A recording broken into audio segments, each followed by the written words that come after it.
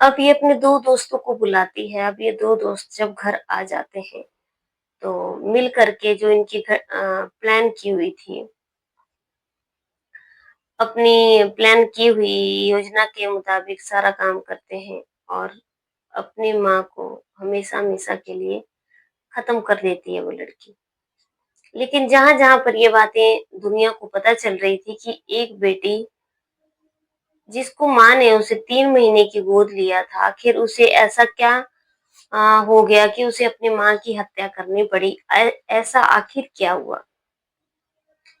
तो ये सारी तमाम चीज़ें दुनिया को पता चली, दुनिया जानने के लिए उत्सुक थी। अब जहाँ-जहाँ पे ये बातें पता चली, तो लोग काफ़ी इकट्ठा भी हुए और जो मामा को जब ये बात पता चली, तो वो मामा ने जो है वो बेटी की क्या असलियत पोल खुली पुलिस के सामने। ये तमाम चीज़ें आपको आज की कहानी में पता चलेंगी। तो चलिए दोस्तों, आपसे एक छोटी-सी रिक्वेस्ट है हाथ जोड़ के कि पूरी वीडियो सुनना, तभी आपको पता चलेगा। राधे राधे, नमस्कार। आप लोगों का मेरे यूट्यूब चैनल में बहुत ज़्यादा हार्दिक अभिनंदन है। आप सब लोग कैसे हो दोस्तों? आई होप आप सब लोग बहुत ही अच्छे से होंगे, राज़ी-खुशी से होंगे। बाकी हम भी ठीक हैं और जहाँ भी रहिए हमेशा स्वस्थ रहिए, खुश रहिए। तो दोस्तों, आज की कहानी जो है वो है हमारे उड़ीसा की।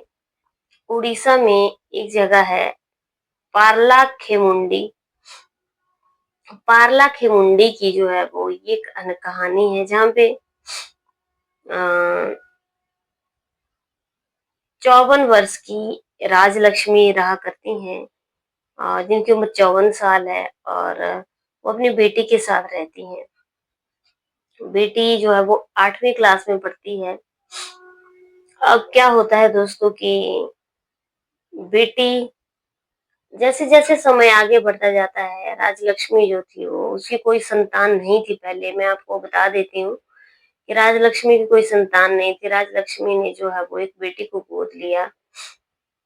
अब ये बेटी जो है वो जैसे-जैसे समय बढ़ता जाता है, अभी बेटी बेटी अब 8th क्लास में है। लेकिन बेटी जो थी, बेटी और माँ की अक्सर लड़ाई हुआ करती थी। आखिर बेटी और माँ की आपस में लड़ाई क्यों हुआ करती थी? क्योंकि बेटी के जो थे वो दोस्त थे, उनके साथ कुछ ऐसी बातें करती थी, माँ को बिल्कुल पसंद नहीं था। माँ बिल्कुल मना करती थी, लेकिन बेटी जो थी वो इन उसको बिल्कुल भी अच्छा नहीं लगता था। चाहती थी कि मैं अपने दोस्तों के साथ ही बातें करती रहूँ। अब माँ उनका विरोध लगातार करती थी, लेकिन बेटी को कुछ भी समझ नहीं आता था। घर में और कोई नहीं था, सिर्फ माँ और बेटी थी। अब राजलक्ष्मी जो थी वो 29 अप्रैल की बात होती है दोस्तों। 29 अप्रैल को बेटी जो है वो अपने 2 दोस्तों को, उन्होंने पहले ही प्लान कर रखा होता है, 2 दोस्तों को बुलाती है और 2 दोस्तों को बुलाने के बाद जो है वो अपना माँ की जो है वो गला रेत करके हत्या कर देती है। एक बेटी जो कि जिसको 3 दिन की उस माँ ने गोद लिया हुआ है, उसका बिल्कुल भी उसको रहम नहीं आया अपनी माँ के ऊपर और 54 साल की राजलक्ष्मी को हमेशा-हमेशा के लिए खत्म कर देती है।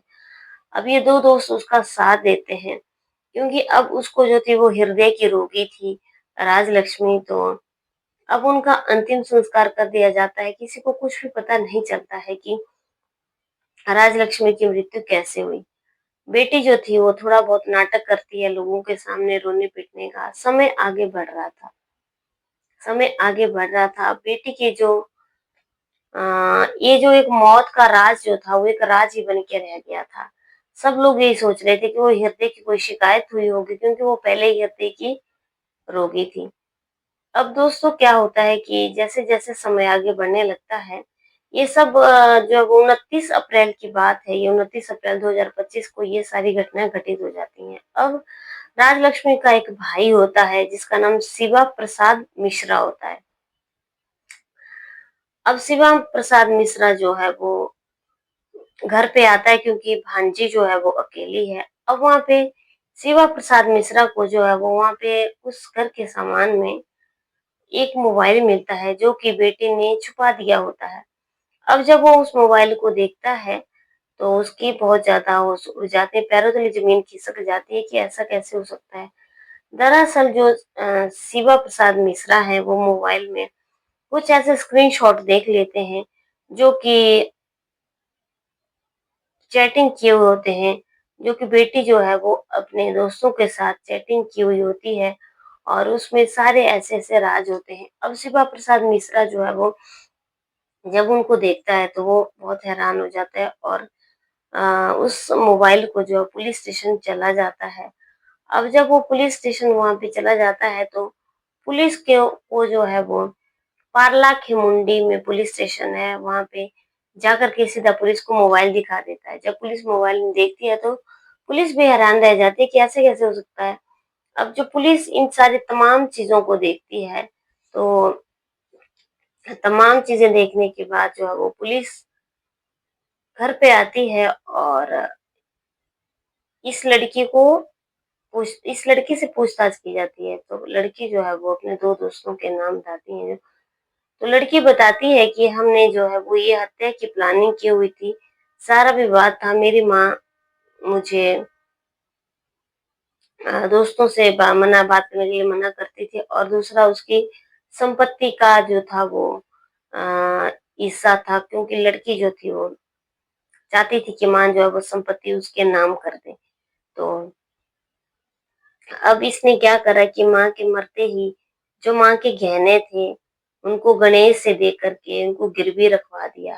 अब उनके पैसे जो मिलते हैं 2,40,000 मिलते हैं, तो उसकी जो है वो उन्होंने एक बाइक खरीदी और जिसे अब बाइक खरीदी और बाइक खरीदने के लिए ही जो है वो बहुत ज़्यादा जिद करती रहती थी। अब पुलिस ने के सामने जब उसने अपना ऐसा बयान रखा, तो पुलिस ने जो है वो वहाँ उसके कहने पे 3 मोबाइल और 30 ग्राम सोना और ये बहुत सारी चीज़ें जो है वो हमें बरामद की। अब ये जो है वो पूछताछ पुलिस जो है वो अभी पूछताछ कर रही है कि एक बेटी जो है वो अपनी माँ की कैसे हत्या कर देती है। ये घोर कलयुग है जिसमें कोई किसी का भी नहीं है।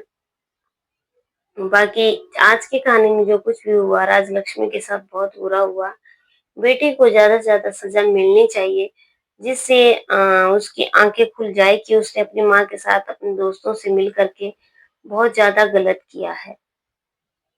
बाकी पुलिस और भी तथ्यों की जानकारी कर रही है कि उसके साथ जो अब इसने जो है वो अपनी माँ को गोलियाँ खिला कर के नींद की गोलियाँ खिलाई और नींद की गोलियाँ खिलाने के बाद अपने 2 दोस्तों के साथ मिल कर के तकिए से उनका मुँह दबा दिया। माँ को क्या पता था कि जिस बेटी को मैं पाल रही हूँ वो मेरे साथ एक दिन ऐसा करेगी और उनको हमेशा-हमेशा के लिए मौत की नींद सुला दिया। अब पुलिस जो है वो दोस्तों और भी लोग आरोपियों के नाम जो है वो निकाल रही है। अगर मामा को उसकी इंस्टाग्राम पे की हुई चैटिंग के स्क्रीनशॉट नहीं मिलते तो ये एक राज ही रह जाता है कि राजलक्ष्मी जो थी वो एक हृदय रोगी थी और उसका हृदय की दर्द की वजह से उसकी डेथ हो गई। ये तो मामा ने जो है उसके मोबाइल में से स्क्रीनशॉट निकाल दिया और पुलिस को दिखा दी। बाकी ऐसी औलाद बोलते हैं कि दोस्तों बोलते हैं कि जिसकी औलाद नहीं है अडॉप्ट कर लो बच्चा। किसी का कोई भरोसा नहीं है आज के ज़माने में कि अडॉप्ट किया हुआ बच्चा जो है वो कल को आपके साथ क्या कर सकता है। इसलिए भगवान ने जितना दिया है उसी में संतुष्ट रहें।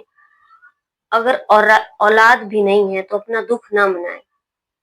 बाकी चलिए आज की कहानी में बस इतना ही, कल की कहानी में फिर से मिलेंगे तब तक के लिए जय हिंद, जय भारत।